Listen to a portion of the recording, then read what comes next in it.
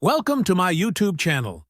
Please don't forget to subscribe, like, and share. Welcome back to our Ali Review Series Practice Quiz, and this is now part 13 of our Building Technology Quiz. So instructions before proceeding with the quiz, it is best to get a piece of paper muna, cut lengthwise, and then write down numbers 1 to 30 so that when you are ready, you can now start with the quiz, and for every question, write down the corresponding letter of your best choice or answer from the multiple choice. And you will be given 10 seconds to finalize your answer. At the end of the quiz, count the total number of your correct answers and check your score rating. So if you are now ready, good luck. So number 1. What is a term in the construction site referring to percolation of water inside a structure? A. Seepage, B. Leakage, C. Percolation, and D. Intrusion.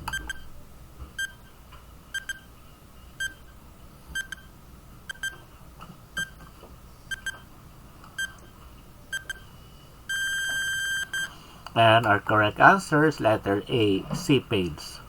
So in construction, seepage refers to the slow percolation or movement of water through soil, walls, floors, or other porous materials into a surface. Ayan, mula dito sa isang leakage, papunta dito sa soil, papunta sa wall, at lalabas dito. So that is what you call seepage.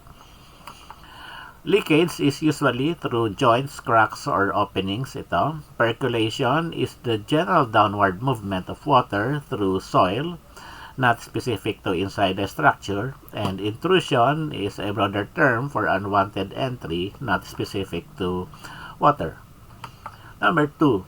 General term for a sheet placed in a structure to limit entry of moist. A. Moisture barrier. B. Sheeting. C. Coating, and D. Repellent.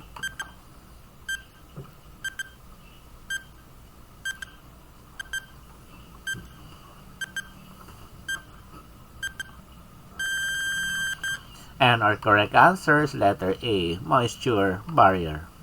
So a moisture barrier, also called vapor barrier, is a sheet or membrane placed in a structure to limit the entry of moisture into walls, floors, or roofing systems. Number 3. Best location for an insulation. A. Above purlins and below roof sheet. B. Below purlins and roof sheet. C. Below the finished ceiling. And D. It doesn't matter.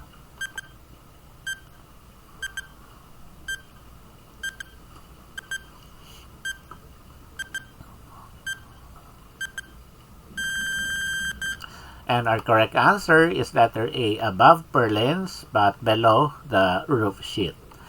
So the best location for insulation in roofing is directly under the roof sheet but above the purlins, because it blocks heat at the surface before it radiates into the roof space. It protects the purlins from direct heat exposure, and it reduces the cooling load inside the building more effectively than if placed under the ceiling. So ito yung roofing sheet, susunod ay ang insulation at yung purlins. So number 4, a space in the roof used for storage or habitation. A. Attic, B. Dormer, C. Basement, and D. Air gap.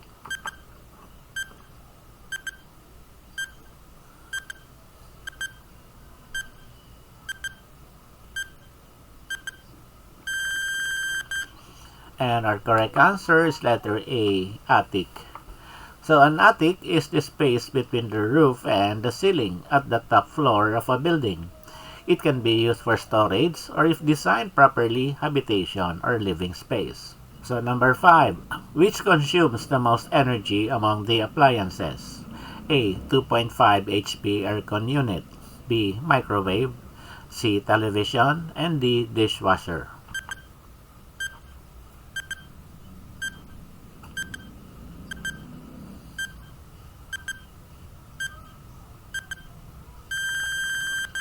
And our correct answer is letter A, 2.5 horsepower aircon unit. So aircons run for long continuous hours, leading to high total energy consumption. A 2.5 HP aircon is the biggest energy consumer among these choices. Number 6. What is placed in between a door and the floor finish? A. Threshold. B. Astragal. C. PWD ramp. And D. Molding.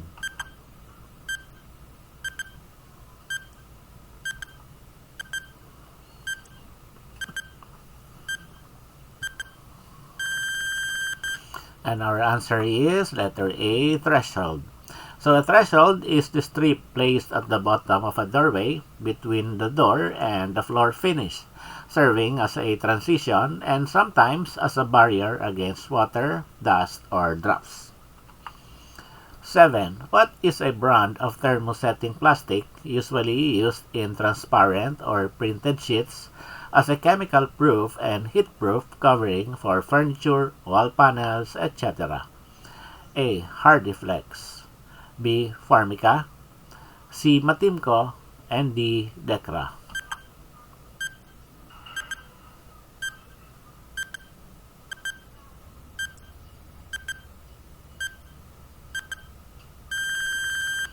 And our correct answer is letter B, Formica. So Formica is a well-known brand of thermosetting plastic laminate, commonly used as a heat-proof and chemical-proof covering for furniture, cabinets, countertops, and wall panels.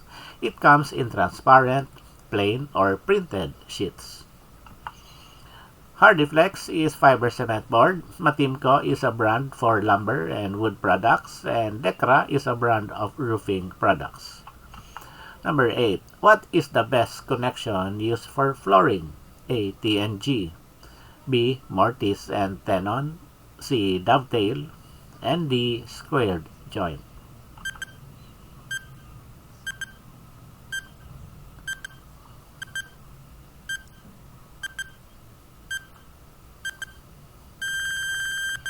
And our correct answer is letter A, TNG. So the best connection for flooring is the tongue and groove or TNG joint because it provides a tight interlocking fit between boards, ensuring strength, stability, and smoothness, while also allowing for natural expansion and contraction of the material. Number 9. What do you call the common term for the main structural elements of a truss? A. Cord. B. Web. C. Ridge. And D. Flashing.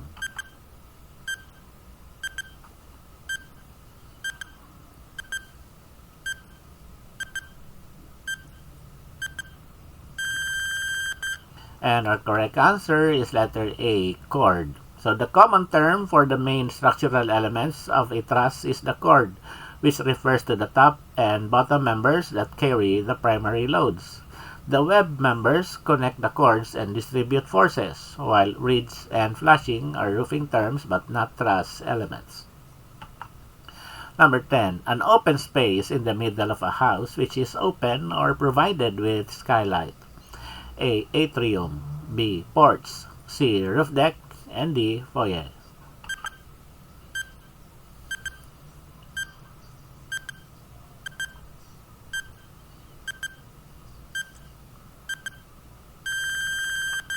And our correct answer is letter A, atrium. So an atrium is an open space in the middle of a house or building, often open to the sky or covered with a skylight, allowing natural light and ventilation inside. 11. Which among the choices has the greatest embodied energy? A. High gloss wall tiles. B. Crazy cut green outdoor pavers. C. Red bricks. D. Tooled finish for a concrete wall.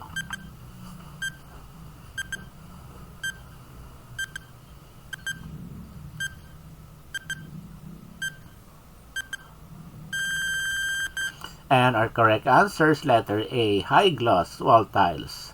So high gloss wall tiles, because they are glazed ceramic porcelain tiles, kiln fired often multiple times and glazed. They typically have higher embodied energy than quarried stone pavers, red bricks, or a tooled concrete finish.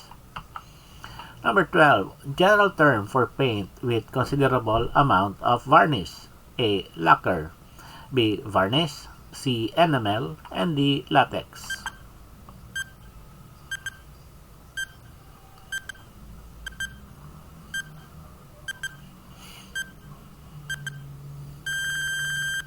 And our correct answer is letter C. Enamel.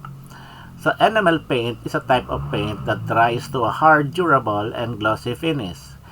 It gets its name from its similarity to the finish of fired enamel, a type of glassy material. This hard finish is achieved by mixing pigments with a significant amount of varnish, which is essentially resin dissolved in a solvent. Flat wall enamel, despite the name, it's basically a wall paint that dries to a low sheen semi-gloss finish. It's more like an upgraded wall paint, not necessarily high in varnish. Quick dry enamel is an oil-based paint with varnish content, formulated to dry to a hard glossy surface. This is the classic enamel paint used on wood, metal, and surfaces needing durability. So we have this quick dry enamel. On the other hand, lacquer is a quick drying glossy paint or varnish made from a solution of nitrocellulose or other synthetic resins. It is known for its high gloss finish but is not typically considered a paint with a considerable amount of varnish in the same way as enamel. So kapag hindi sinabing paint doon sa question, then the answer should be lacquer. Pero sinabi kasi term for paint no? Kaya ang lacquer is not considered a paint. Varnish itself is not a paint. It is a clear protective coating made from a blend of resins, oils, and solvents. It lacks pigment, so it is transparent or translucent. Latex paint is a common type of house paint. It is a water-based paint that contains acrylics or vinyls. It is known for being easy to clean and fast-drying, but it does not contain a significant amount of varnish as compared to enamel. 13. A joint sewn in a concrete to create a line of weakness for cracks. A. Contraction joint. B. Expansion joint. C. Thermal joint. And D. Miter joint.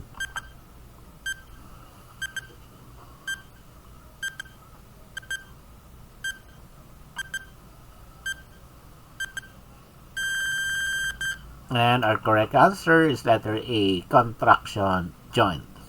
So contraction joints are intentionally made cuts in concrete slabs that control where shrinkage cracks will occur as the concrete cures and contracts. So dito. At merong designated depth yan na 1/4 of the thickness of the slab but not less than 25 mm. So yan ang ating contraction joint, no? Also referred to as control joints, as compared to isolation joints or expansion joints and construction joint or purr joint. Number 14. What to avoid in-house in a forested area? A. Eaves. B. Gutter. C. Steep slope. And D. Overhang.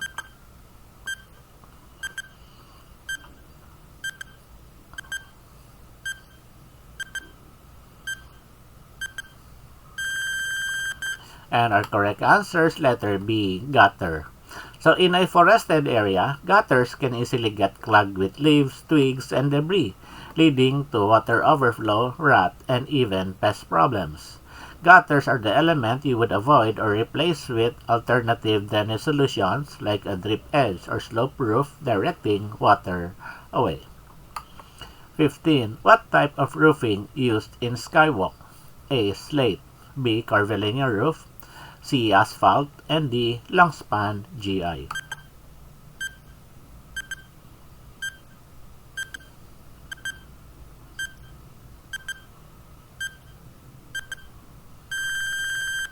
And our correct answer is letter A, curvilinear roof.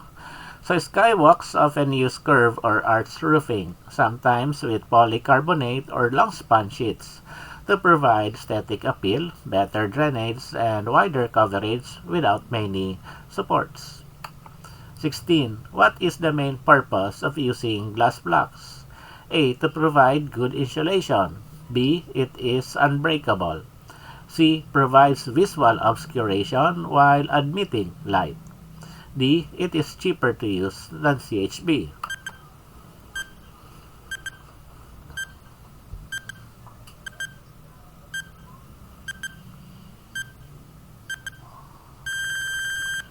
And our correct answer is letter C, provides visual obscuration while admitting light.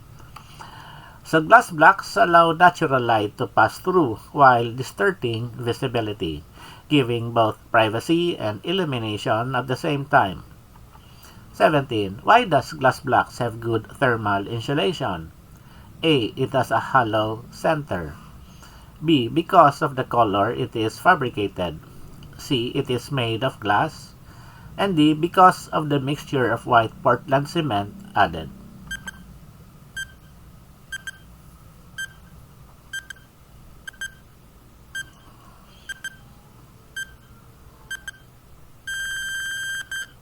And our correct answer is letter A. It has a hollow center.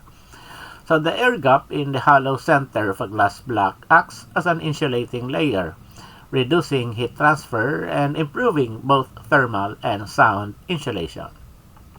18. Not to use glass blocks for A. Beam, B. Furniture, C. Column, and D. All of the above.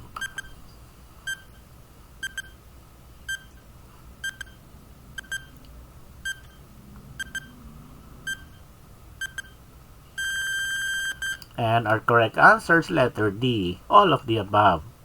So glass blocks are non-structural materials, meaning they cannot carry heavy loads like a beam or column, and they are not suitable for furniture either. They are used mainly for partitions, walls, and decorative panels to admit light, while providing privacy. 19. How to install glass blocks? A. Bed the blocks together in a Portland cement-based mortar with reinforcing rods of steel placed within the mortar. Then use clear silicone sealant in between the blocks. B. Use grout and tile adhesive to connect it to the concrete walls. C. Similar to hollow blocks, in which glass blocks are aligned vertically and reinforcement bars are passed through the block to hold it in place. And D. A built-up wooden frame is made to hold the glass blocks using contact cement before it is placed in the concrete wall.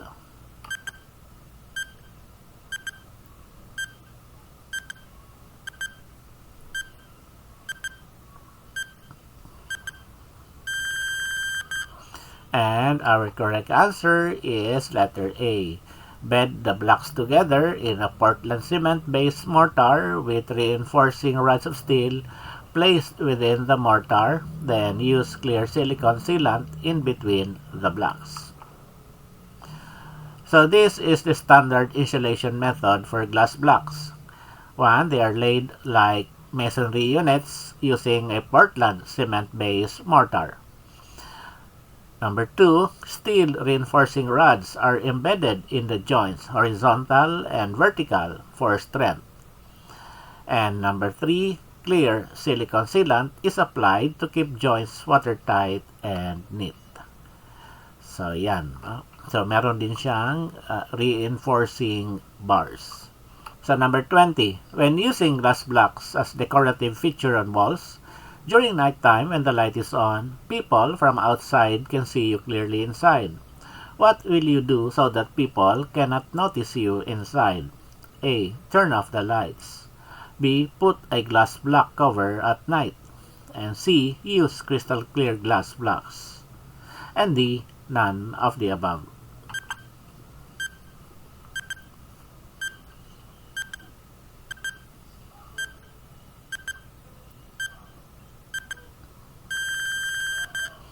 And our correct answer is letter A, put a glass block cover at night. Say putting a glass block cover at night, whether a blind, curtain, or decorative screen, is the most direct and effective solution. While the glass block itself admits light, its primary function reverses at night when the inside is brighter than outside. So a physical cover is the only way to fully prevent visibility. 21. What hardware is used in a fire exit door? A. Deadlock. B. Panic bar.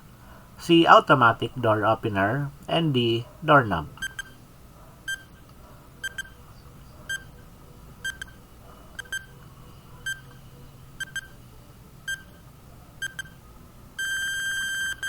And our correct answer is letter B. Panic bar. So a panic bar, also called a crossbar or push bar, is the required door hardware for fire exit doors because it allows people to open the door quickly in an emergency by simply pushing the bar without the need for keys or turning knobs. 22. What door component is used to make it easy to open a person on a wheelchair? A. Automatic door closer. B. Kicker plate. C. Deadlock. And D. Door stopper.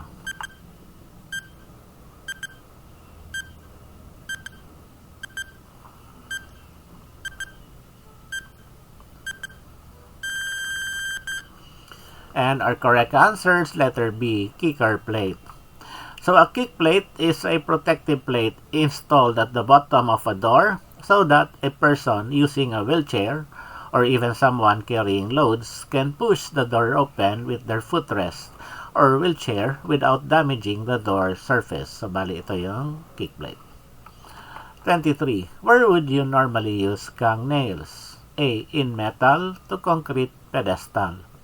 B. Steel to steel connection. C. In wooden trusses. And D. In steel trusses.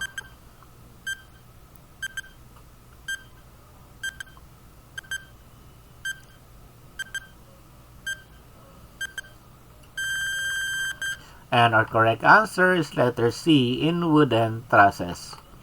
So gang nails, also called gusset plates or metal connector plates, are pre-punched metal plates pressed into wood members to form strong joints. They are commonly used in prefabricated wooden roof trusses for quick and reliable connections. So 24. What adhesive is used to connect wood board to concrete? A. Bolt. B. Liquid nail. C. Dowel. And D. Rivet.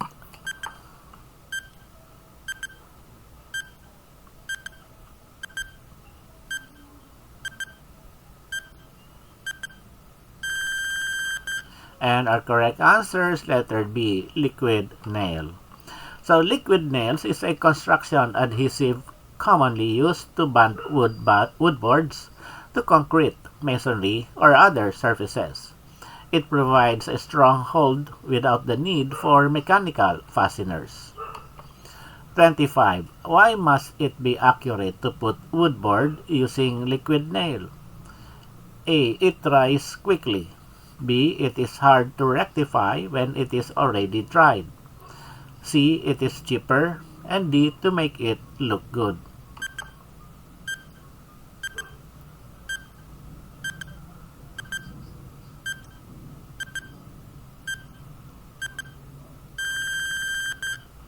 And our correct answer is letter B. It is hard to rectify when it is already dried.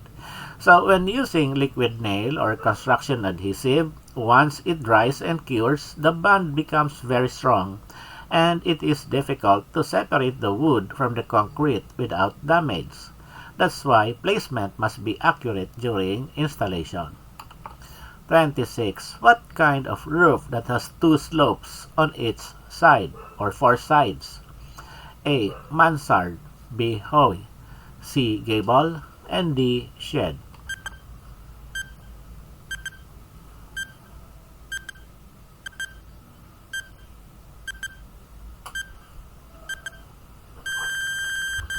And our correct answer is letter A. Mansard.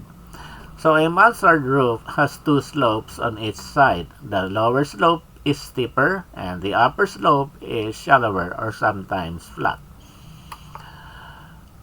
So these are the different types of roofs. We have the gable roof here, 2 sides, hip roof, 4 sides o 4 aguas, the Dutch roof, the jerkin head roof, yung merong ganito, and the pyramid roof. We have the mansard roof here, as mentioned kanina, the bonnet roof, the gambrel, ang gambrel 2 sides lang, no? Ang mansard ay 4 sides. The skillion roof or linto, the curved roof, the flat roof, the saltbox roof, parang gable roof din, no? And the butterfly roof, and the sawtooth roof, and the dormer roof. Ito yung mayroong ganitong dormer. 27. What is the jigsaw used for? A. Intricate lattice work. B. Moldings and cornice. C. Modular furniture. And D. Baluster.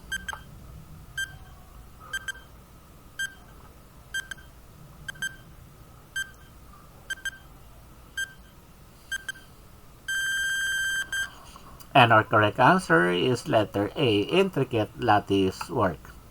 So a jigsaw is a power tool with a narrow reciprocating blade that can cut curves, shapes, and intricate patterns in wood, metal, or plastic, making it ideal for lattice work and other detailed cutting tasks. 28. What is the binder of mortar and grout? A. Lime. B. Cement. C. Sealant. And D. Tile adhesive.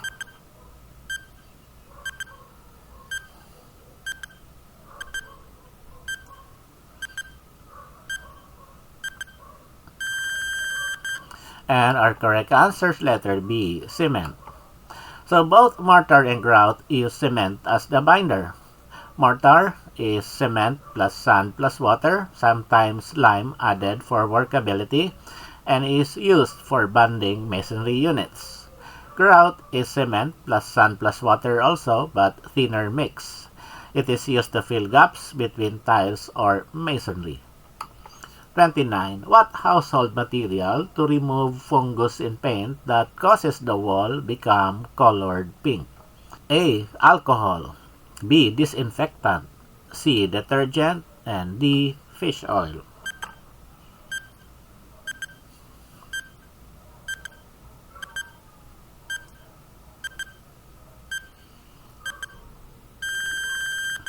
And our correct answer is letter B. Disinfectant. So the pink discoloration on painted walls is often caused by fungus or bacteria growth. Using a disinfectant solution like diluted bleach will kill the fungus or mold. So clean the surface and prevent regrowth before repainting. And lastly, number 30, what content on paint that can easily remove the dirt? A. Lemon. B. Plastic. C. Teflon. And D. Oil.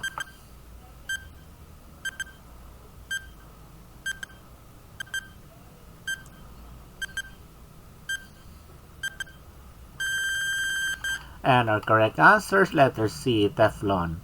So some paints are formulated with Teflon or polytetrafluoroethylene PTFE, which makes the surface stain resistant, smooth, and easy to clean. Dirt doesn't stick easily, so it can be wiped off without damaging the paint film. So nakalagay naman dyan, may mga Teflon, sinasabi, ayan, premium washable, Teflon. So ito yung madali maka-remove ng dirt. Oil in oil-based paints can make cleaning harder and not easier. And that's it for our quiz. Congratulations for completing the quiz. Now, count your total correct answers and determine your score category. If your rating is 15 or less, it is time for a more strategic review. Thanks for watching. Don't forget to subscribe, like, and share. Enroll at Atlas CDC Review for a comprehensive prep for the Architecture Board exams. Message us now.